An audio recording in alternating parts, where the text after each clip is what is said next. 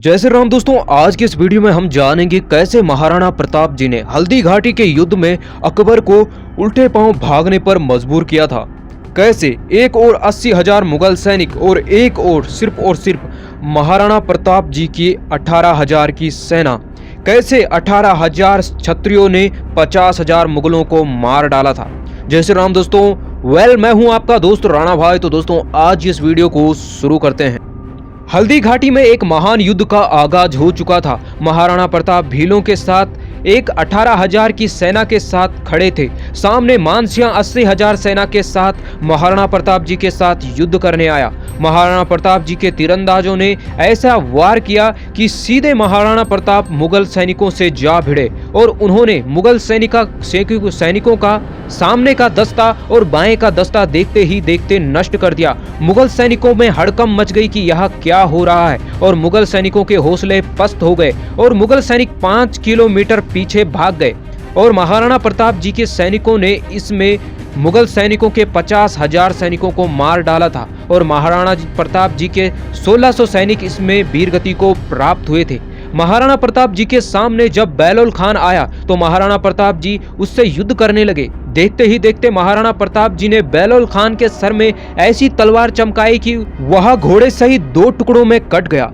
महाराणा प्रताप आगे की ओर गए और उन्होंने मानसिंह के साथ युद्ध किया। मानसिंह के साथ महाराणा प्रताप जी के जो घोड़े थे चेतक, वह दौड़ते हुए, उनके घोड़े के कहा जाता है कि जब वह दौड़ते थे तो उनके चेतक घोड़े के पांव नहीं दिखाई देते थे।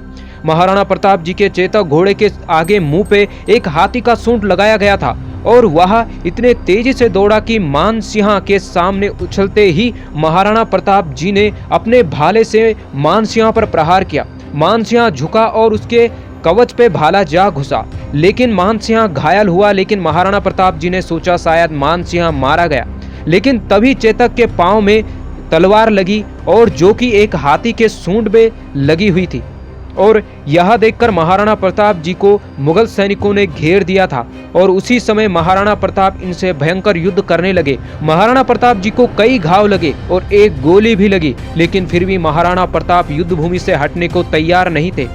यह देखकर वहां पर झाला जी ने देखा कि घायल महाराणा प्रताप जी पर मुगल सैनिक हमला करने के लिए आतुर है, इसीलिए उन्होंने राज छत्र धारण की, महाराणा प्रताप जी का मुकुट धारण किया और महाराणा प्रताप जी को युद्ध भूमि से बाहर निकाला। और झाला जी युद्ध क्षेत्र में युद्ध ही लड़ रहे थे। महाराणा प्रताप जी का मुकुट उन्होंने धारण किया हुआ था, राज छत्र उनके पास थी और मुगल सैनिक उन्हीं को महाराणा प्रताप समझ रहे थे।